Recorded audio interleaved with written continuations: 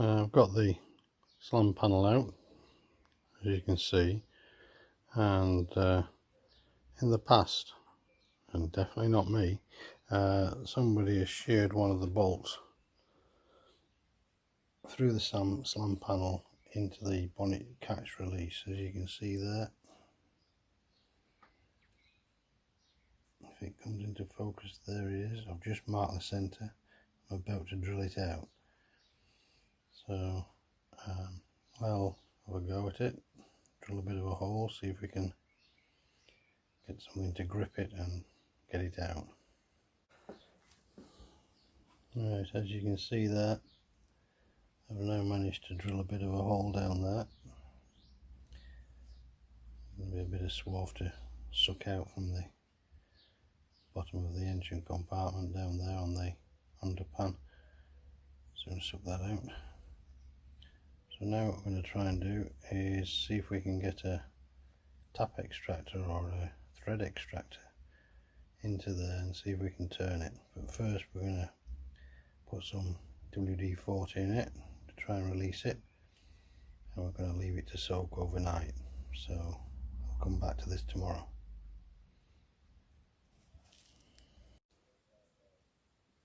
Right, everybody, tomorrow's another day, as they say, but no success. So what I think you'll be able to see here now is I resorted now to just drilling it out completely, and I'm going to tap a new hole.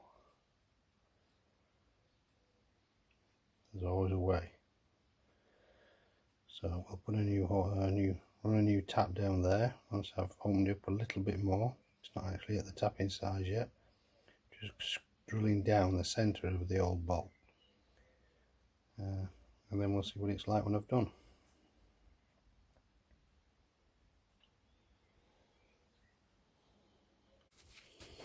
Okay, we've drilled out the hole to the correct tapping size.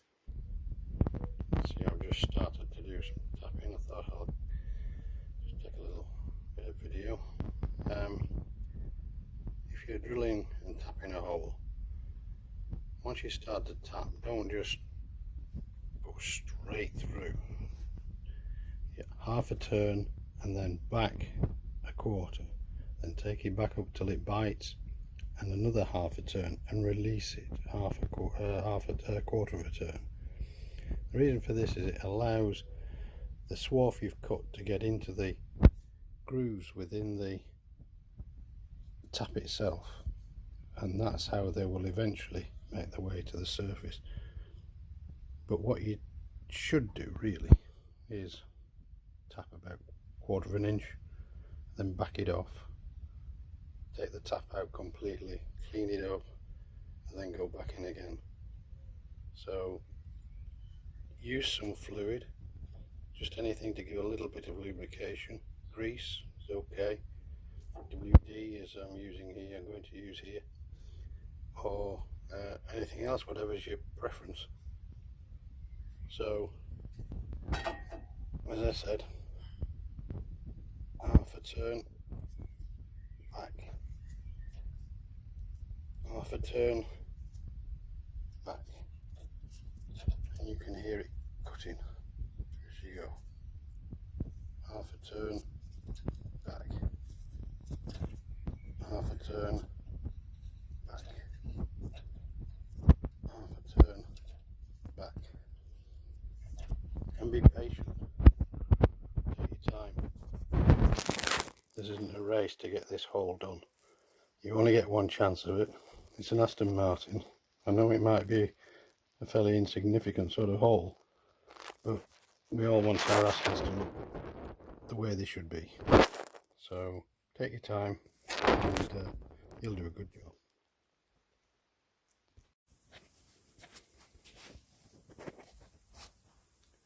Once you've finished drilling out your hole and tapping it, as I've just about finished now, you can just about see the thread inside there that I've cut. You've got to remember this is a blind hole, so a lot of what you're cutting is just going to drop into the bottom of the hole. So if you're fortunate and have a compressor and you have something like this, then a quick blast down the hole will bring it out.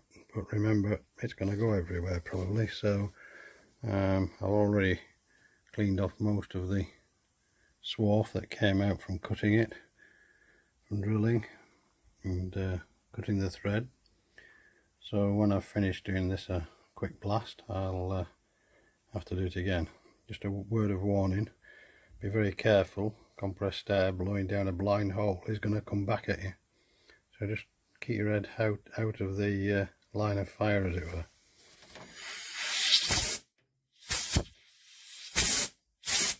Don't know if you could actually see that, but for sure a few big bits came out.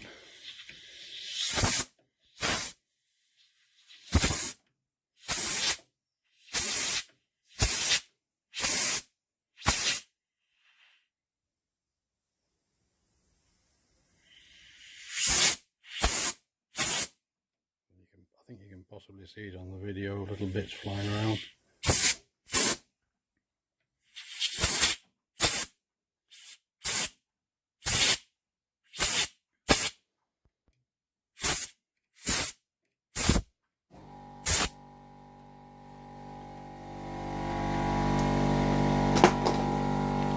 Okay, that should do for that.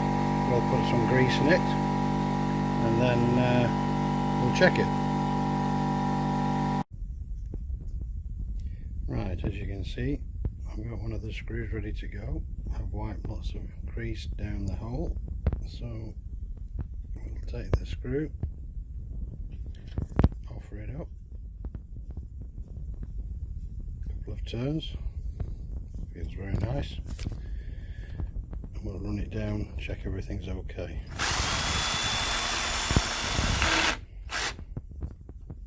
And it goes tight, and it comes out again. So, job done.